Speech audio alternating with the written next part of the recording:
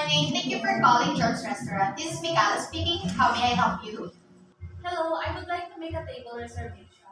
Sure, ma'am. May I know your complete name and your contact number, please? Yeah, sure. My name is Arabella Bayo and my contact number is 0938-046-3307. Okay, thank you, ma'am. May I know when and what time is your table reservation? On May 11 at 7 o'clock in the midnight, please. Okay, a table reservation for how many, ma'am? A table for two, please.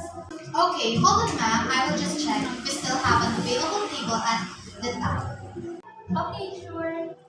Hello, ma'am. Thank you for waiting. I'm glad to tell you that we still have an available table for your prepared date and time. What is your prepared location? Is it smoking or non-smoking?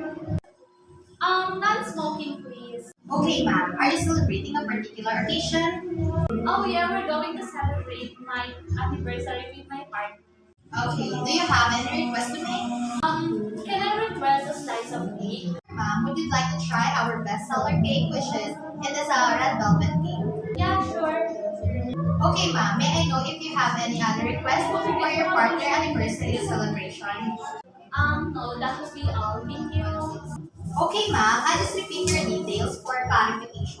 For Miss Balio, and your contact number is 0938-04-63307. Your table reservation is on May 11 at 7 o'clock in the night. An anniversary celebration in a non-smoking area for two people, and you request a slice of red velvet cake. Are those details correct, ma'am? Okay, yes, that's correct. Okay, ma'am. Do you have anything to add? I have nothing to add. Okay, ma'am. Thank you, Miss Balio, for choosing John's Restaurant for making a table reservation.